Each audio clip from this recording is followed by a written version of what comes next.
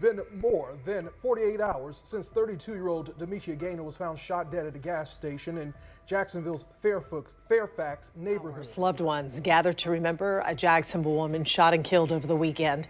A candlelight vigil for Demetria Gaynor was held at the gas station where she was murdered Saturday morning on Roosevelt Boulevard in the Fairfax neighborhood.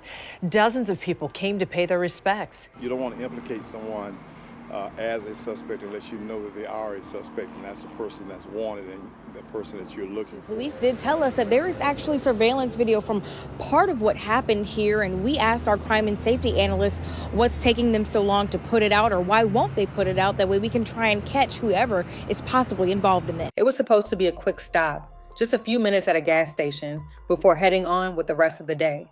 A simple, routine errand that most of us don't think twice about. But in an instant, everything changed. What happened in that ordinary moment would cost a woman her life, leaving the people who loved her stunned, heartbroken, and struggling to understand how something so normal could end in such unimaginable tragedy.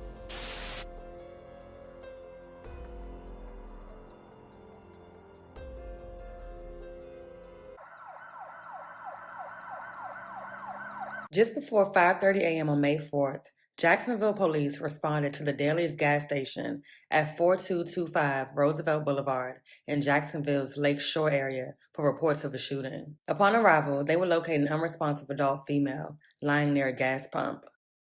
JSO spent hours out here investigating that deadly shooting. They blocked off this gas station completely and spent a lot of their attention focusing on that black car right there. I was really surprised. A woman who didn't want to be identified but lives down the street from this gas station is reacting to someone being shot and killed here. According to the Jacksonville Sheriff's Office, they were called to the scene around 5:30 this morning. The reason? A woman they believe was in her 30s was shot outside of a black car.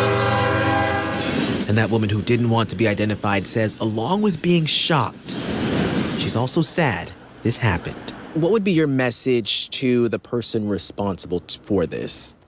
That there's just no reason for it. And now there's a family that's going through a loss, and God bless them. I can't believe it happened in this neighborhood.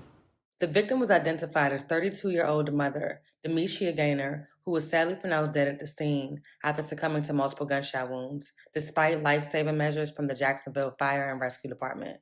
According to investigators, surveillance video shows Demetria arriving in a black vehicle. She then proceeds to exit the vehicle before being shot near the gas pump. A man is then seen fleeing that same vehicle. Multiple witnesses were at the location, but police say a train was passing by at the time of the shooting, creating a lot of noise, so no one saw or heard a thing. Crime analysts described how police would need to uncover more evidence before identifying a suspect. 2 cell phones had already been recovered from the scene. The victim is 32-year-old Demetria Gaynor. It's from Saturday's deadly shooting at this Daly's in Fairfax. Police say they're looking for a person of interest seen walking away from the gas station. And News4Jax crime and safety analyst Tom Hackney says it's likely police know who he is. So JSO let us know that they have surveillance, but if they have that, why not release it so the public can help bring this person in? The fact that law enforcement isn't reaching out to the media, reaching out to say, hey, this is a video, can you help us identify this person? Okay, that tells them they probably know who that is, so you can scratch that off the list. So when they start looking at, okay, well, who could this person be? Is this just a stranger? Is this somebody she's with? And again, it goes back to piecing the last minutes of that person's life together. Hackney also says police don't want to trigger the potential suspect, destroy evidence, or leave the area. JSO says in the video they see Gaynor pull into the gas station in a car with a man who is now a person of interest.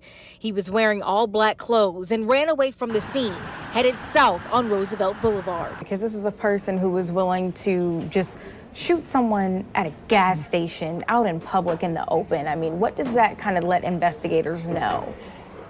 It lets them know that the subject in the particular case like that is obviously very dangerous. I mean, that seems obvious to say that, but when they when they do things that are more brazen, when they do it in daylight, when they do it with a lot of witnesses around, that's a very busy area, Right. Day and night. It's a very popular area. We talk with people who say, they come here every day, and it's a calm, quiet neighborhood, but sometimes, it's not the area, it's who's around. It is, typically, but again, these things that can happen that somebody can pull in, it turns it from safe to unsafe in a matter of seconds. The report said firefighters saw a man matching the description of the male in the video, roughly a mile from the scene.